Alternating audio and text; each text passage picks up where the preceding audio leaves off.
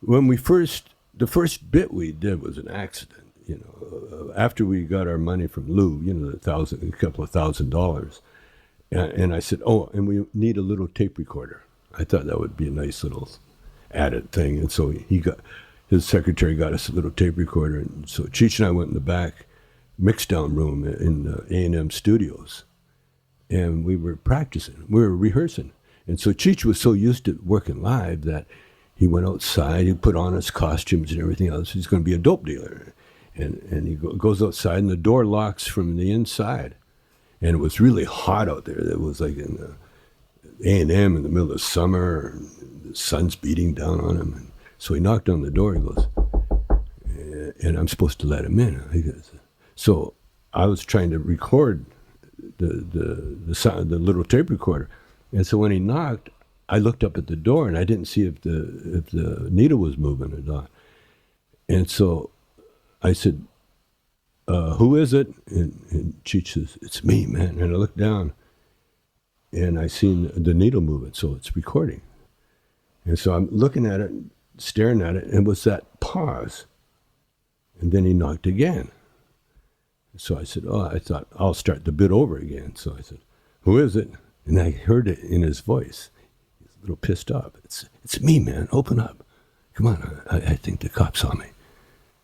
So now I got him outside. The door's locked. He can't get in. I'm waiting for him to knock again because he's so disciplined. Once we get into a bit, he can't get out of it. And so he knocks again, this time a little harder. And I go, who is it? It's me, man, Dave. Dave, now let me in. It's hot out here. And I said, Dave? Yeah, Dave. Then I said, Dave's not here.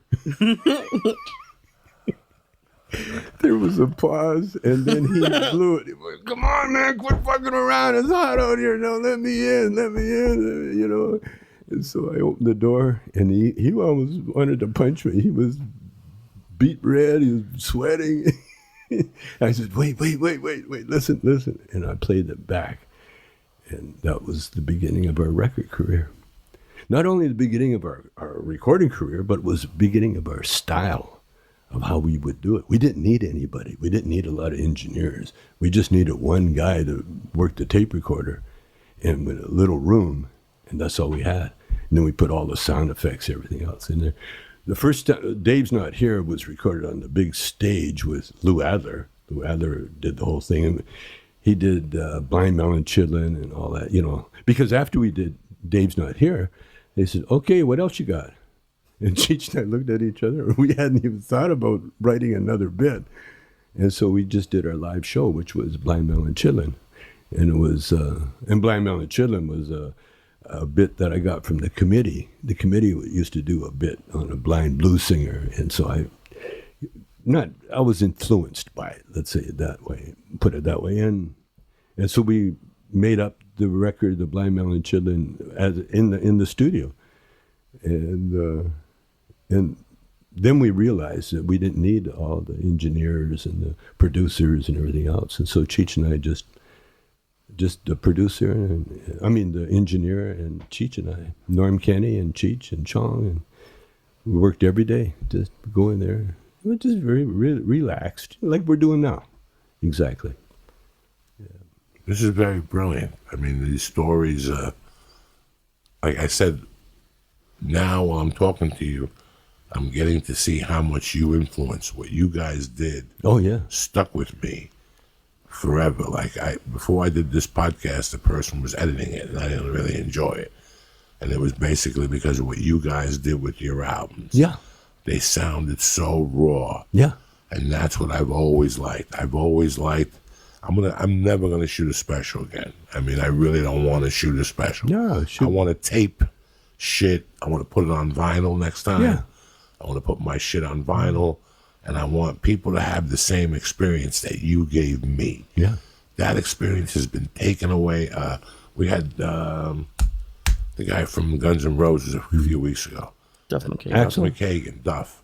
And we were talking about that what it meant for children to have a paper route, deliver fucking newspapers all week. You get paid on Saturday, And Saturday, me, Tony, Lee, and Chong would walk down Sunset when we were 12 to your favorite record store. And you were going to get Led Zeppelin too. Chong, don't fuck around.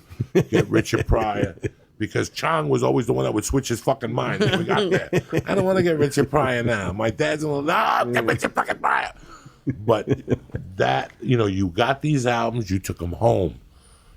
Explain to them how you opened the album, and you read the credits, and while you were reading the credits, you cleaned your weed on the album cover, and then you took your weed. That's why sometimes you go buy a secondhand album, and if it opens up, there's 2 seeds in there, and it does something to your heart, like your heart gets a little crippled. You guys took it one above.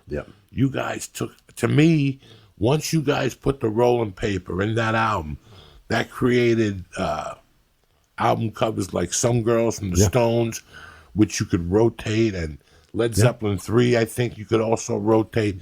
It gave people more freedom what to do with their albums. I don't know if you ever thought about it from that direction. This shit was genius to me that, like I said, till today, I still believe in it. And I believe the record companies, the money is down because you don't entertain people like that anymore. If I buy something from Chong now, I open it up and it's just a disc.